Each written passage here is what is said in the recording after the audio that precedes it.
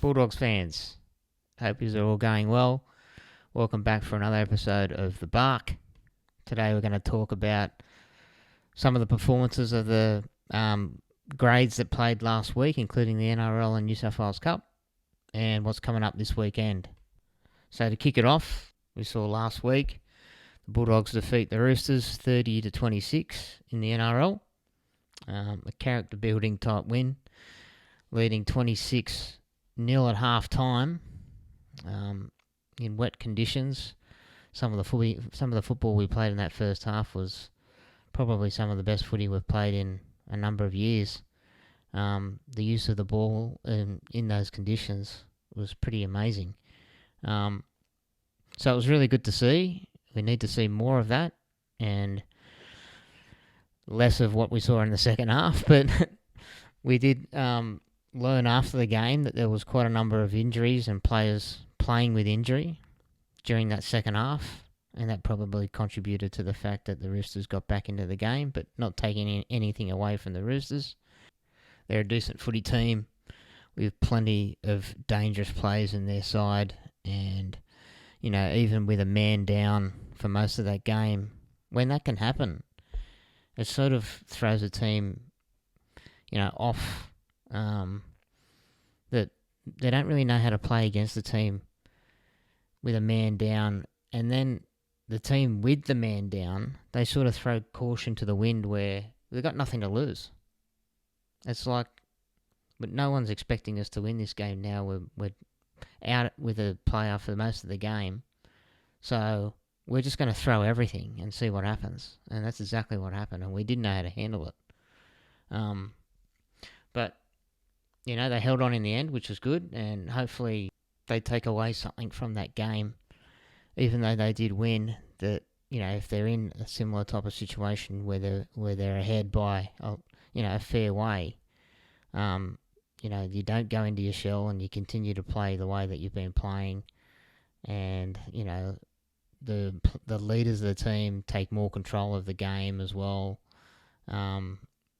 And they get to certain areas of the field and apply more pressure. And, I would have been happy if we kept them to 0 or only let in a try or something, rather than go on and score another 26 points in the second half. It would have been, great if we did, but if we were to keep them to 0 or close to, that would have been even better in my opinion. But anyway, moving on from that. Some of the players that played well in that game, Viliami Kikau had a massive game, especially in that first half. Ran for 167 metres with quite a few post-contact metres, 6 tackle breaks. He was just an absolute menace on that left side. We need to see more of that from Viliami. Although in the second half, there were a couple of tries that went down Viliami's edge. The first couple, but I think he was playing injured as well, so that kind of makes a bit more sense. Hopefully he's 100% tomorrow night, because we're going to need him against the Storm. Matt Burton had a very good game, 3 tries, 147 run metres, and he getting his hands on the ball more, and I would have liked to see him do a bit more kicking in the second half. I thought a lot of this kicking went to Drew Hutchison, where we could have played a bit deeper in their half by kicking deeper with bigger kicks and better run, better chase. But I don't know why he didn't kick more in the second half. Reid Marnie, 54 tackles, huge numbers, and he's missing less tackles as well this year. He only missed 3 in that game. His defence has been a lot better this year, but that could be, the result of having better players around him defending, and the defensive system that Serrato's trying to implement is starting to bear fruit. I thought Sam Hughes was really good as well in the time that he had on the field, 118 metres, 5 tackle breaks. Got a nice try there before half time. So hopefully he gets a lot of confidence out of that, because he's going to be needed over the next few weeks with some of the troops that were got out, and those players out at the moment. Kurt Mann, unfortunately, he picked up a broken hand and has had an operation this week. So he's going to be out for about 3 weeks. He'll probably be back after the bye because we've got the Knights next week, which he's going to miss against his old club. And then we've got a bye the week after, and then perhaps back then after that. Max King was a withdrawal yesterday from the team. He's got a hand problem as well. So I'm not too sure how long he's going to be out for. Maybe it's not as bad and he'll be able to play through that next week. And 2 concussions, Harrison Edwards and Blake Taff. They'll have to sit out this week. We also heard that from Gus that Blake Wilson has got pneumonia at the moment, so he's going to be out for a little while. It's kind of similar to what RFM went through last year, and that takes a little bit to come back from as well. Can really knock you about. I've had that before. It's not good. Kurt Moran should be back next week as well after serving his suspension, and the other 2 long-term injuries are Ryan Sutton and Carl Olawapu, and we'll see him next year, hopefully. The Fox does return against the Storm, his old club, tomorrow night. And so, yeah, looking forward to that team. Tomorrow night, it's going to be a little bit different, and the task is going to be a huge one. You're going to have to play a little bit differently, and I think the use of our interchange is going to be crucial in that game because Max King is a big minute player, and without him, replacing him with guys like Pawasa Farmasili and Liam Knight comes back into the team. Also, Chris Patolo hasn't had a lot of footy. So, to get big minutes out of those guys is going to be a difficult task. So, I think rotation of the middle forwards is going to be key. So, hopefully we don't get any injuries tomorrow night and everyone can contribute in some way. So, yeah, we'll look at that team. It should be coming up now. Yep, Fox is back on his left wing. I think Connor Tracy will go to the right wing. Carraz and Sherry. Carraz will move back off the wing into the centres to cover for Stephen Crichton, who goes to fullback for Blake Taff. So a bit of a reshuffle there. But it'll be interesting to see how Critter goes at fullback. Probably have questioned his involvement a little bit so far up to this point, but that's maybe the result of more of the way we've been playing and the amount of ball we've had in certain games as well. So he'll definitely get his hands on the ball more, and we'll see how that plays out tomorrow night. And what else has changed? Farmasili is named to start, along with Patolo. I don't know if that'll be how they run out. Bailey Hayward gets his debut off the bench. A local junior from the St George Dragons Club in the Canterbury District. He's 23 years old. Usually a half, 5/8, but this year he's played a little bit of hooker and lock in New South Wales Cup. And he's also a Scottish international now, so it's a big occasion for Bailey Hayward, and I wish him all the best for tomorrow night. The bench also has Knight, Sam Hughes. He could start, and Kidiani Katanga. I really like him being on the bench. I think he offers something a little bit different to the other middle forwards. He can also cover the edge, but he's got that enforcer type prop that we need coming off the bench that's going to have an impact. We've got some workhorses in the team, but he provides a bit of punch, even if it's only for about 20 minutes in the game. We're going to need that. On to last week's New South Wales Cup game that was pushed back to the afternoon at Belmore. It was originally going to be early afternoon, but it ended up being about 5 o'clock kickoff after the massive downpour of rain on Friday night flooded Belmore. We ended up winning the game, even though we had to reshuffle the team because of all the injuries that we had in the night before's NRL game. And we had to call some players up from Jersey Flegg and rested a couple of players in anticipation for them being called up for NRL the following week. So Bailey Hayward didn't play. Jake Turpin didn't play as well. And Pawasa Farmasili didn't play either, so he hasn't played for a couple of weeks, I don't think. So I had a good look at this game on Monday, I think it was. I watched it on New South Wales Cup TV, or New South Wales Rugby League TV, I should say. And one thing that really impressed me with this game was our defence, especially for a team, that was sort of thrown together and hasn't played a lot of football together as a unit.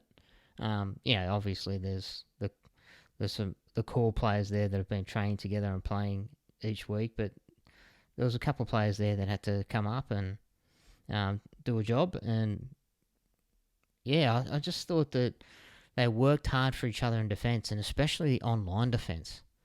The likes of, even though Reece Hoffman probably come out of the line a little bit for the Roosters' first try, and they went inside him to score. But apart from that, his defence was pretty good in that game. He made a couple of big try-saving tackles, especially in the second half. I remember one, at least one. And the two edge forwards, the young fellas that have come up from Jersey Flegg last year, Lachlan Vale and Harry Hayes, I thought they both had strong games. The commentators got their names wrong for the whole game because the numbers were the other way around from the team sheet. But yeah, they both played very well. Lachlan Vale kind of reminds me a bit about Adam Elliott, the way he plays. And Harry Hayes, he's a big unit. Tall guy, very rangy, a little bit Menzies-like.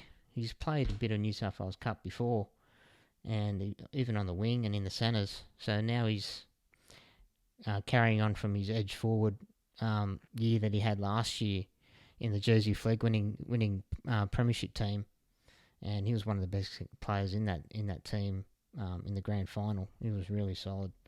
So it's good to see those guys really kicking on. And Liam Knight played big minutes, made a lot of tackles at lock.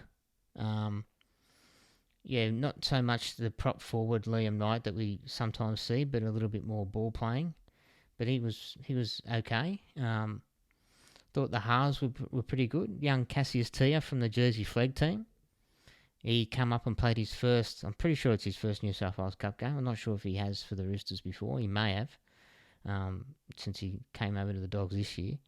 But he was really good, and he had a couple of try assists and also scored one himself. And the last try for Gerald Skelton, he threw a beautiful pass.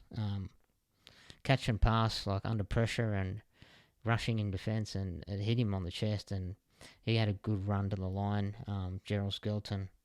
And he had to do a little bit of work, but yeah, he made over 300 metres in this game, with quite a number of tackle breaks as well, obviously. He's pretty unlucky not to have played more NRL, and such as our depth now in the back line for the NRL squad, that it's rather difficult for him to get a go.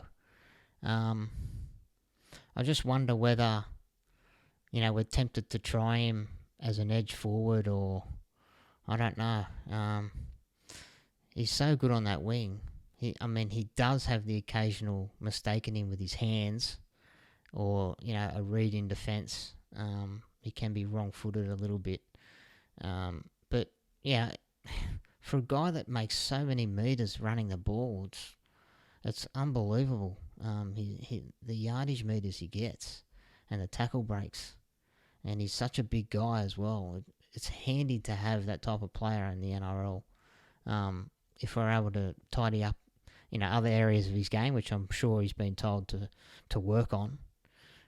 He is off contract this year, so we need to make a call on him pretty soon, I'd say. The other two players I wanted to talk about from the New South Wales Cup game last week, Joash Papali'i, the fullback, had a very good game. He ran good numbers. I think it was over 140 metres. Scored a good try off Cassius Tia deflection. And his kick return meters are always very good. That's a strong part of Joash's game because he's so light on his feet, and he quite often beats the first defender. But he also chimes into that back line really well, and the play, never sort of dies with Joe Ashok. He's so electric out, in the back line as well when he can come into it in a backline move. And he's such a dynamic runner. So it's good to see him play well in that game. And also, I thought prop forward Jack Todd, another one up from Jersey Flegg last year. I thought he was our best. He was so good in this game. He's actually been good all year, but from what I've seen of New South Wales Cup, I think I've only missed one game. But Jack Todd, he made good yards through the middle. He's got that little bit of footwork before the line as well. Made a break through the middle one stage during the game where, there's just no one around him, unfortunately. But it was a really good run, and he made so many post-contact meters as well. He defended well. He's coming along really well, and he's a big guy. He'd have to be at least 6'2". But yeah, I really like what I'm seeing from Jack Todd. I wouldn't be surprised if we see him in the NRL side before the end of the year. He's on a train and trial contract like Harry Hayes is, and Harry got an exemption to be named in the NRL squad this week because of all the players we've got injured at the moment. But he's another one, Jack Todd, that I think we'll see him before the end of the year. And hopefully we wrap up his contract pretty soon. I'm not sure when he's off contract, but he's definitely one we've got to keep, especially with, the prop forwards that we've got at the moment. It's probably an area of our squad that needs a little bit of fine-tuning, and he's one that I can see big things happening with. So this week, the New South Wales Cup team travels down to Canberra on Sunday, and they play the second-placed Raiders, and we're currently in 7th. So an important game, that. It'll be interesting to see how they go. The Jersey Flegg team also down there on Sunday. I don't think they're at the same ground, though. The Jersey Flegg team didn't play last weekend because of the rain, and the ground wasn't in a condition for both games. So that game will be postponed until sometime in May, I think. But yeah, they're both down in Canberra on Sunday, and the team list should be popping up now. So Damon Marshall and Cassius Tia will both drop back to Jersey Flegg this week after playing in New South Wales Cup last week. And they also have young Zadis Mugatautia, I think that's how you say it, playing hooker, who's played SG Ball for a lot of the season this year. But the last couple of weeks he's been up in the Jersey Flegg team, so probably a big call that, with the SG Ball playing an elimination final this weekend. And they decided to keep Zadis in the Jersey Flegg team and go with young Mitchell Rogers, who's been doing a good job the last few weeks in that Jersey Flegg team at hooker. And they've also got Pat Young on the bench who can cover hooker and lock as well. So there are options there for the SG Ball team, and they've been doing a good job the last few weeks, that's for sure. So, yeah, Zadis will be playing hooker in Jersey Flegg. Looking at the rest of the team, Luke Smith is back this week. He wasn't named in that team last week. Maybe must have had a niggling injury, I think. So he's back into the team. It's good to see. The bench is very strong. Ruben Moyle, Fahmy Tuilalo, AJ Jones, and Luan Vito, who's played some Ron Massey Cup the last couple of weeks. Or last week he did. And he had a pretty good game there, apparently. As did the reserve there, Tay Cochran. From the highlights I saw on the Ron Massey Cup game, he was very dangerous running with the ball and got a couple of tries there that he wasn't credited with. The young fullback and prop forward Bailey Cox is there on that replacement bench list as well. Another guy that been playing a little bit of Ron Massey Cup. So he's thereabouts. So, yeah, it's a very strong Jersey Flag team. I do like Jack Underhill from what I've seen of him this year. Young prop forward from Queensland, I'm pretty sure he's from. He's been going really well. And so has Callum Donaldson, the lock. Really impressive. So, yeah, there's some good players coming through there. On to the SG Ball. And they've got an elimination final this Sunday at 11:30am at Leichhardt against our rivals, the Parramatta Slimy Eels. So we finished 4th on the ladder at the end of the 9 weeks, and the Eels finished in 5th, hence the elimination final. And looking over their results of the 9 weeks, they won their first 3 games, all pretty easily, and then they had a bit of a mid-season slump where they lost 3 games in a row to the Steelers and then to us. We beat them 32-16 out at Marylands. I was at that game. We played really well that day. And then they lost to the Knights narrowly 20-16. And since then, they've won their last 3 games. Over the Storm pretty easily, over the Bears easily, and a close 4-point win over the Magpies in the last round. So they've got a little bit of form coming into it, but so do we. And looking at our results now, we had 6 wins, a draw, and 2 losses. So looking at those results, we started off with a loss to the Roosters, who are the team to beat really in this competition. They're going to be up there probably in the grand final, I'd say. Then we did beat the Knights in round 2, a narrow win by 2 points. We drew then with the Panthers, 22-all. And then we had a round 4 loss to the Raiders, 30-20. So at that point we had a win, a loss, and a draw. So it wasn't the greatest start. But then ever since the Raiders game in round 4, we've had 5 massive wins in a row. Over the Eels, like I said, 32-16. Marylands, I was at that game. I was also at the next 2 games, both at Chester Hill.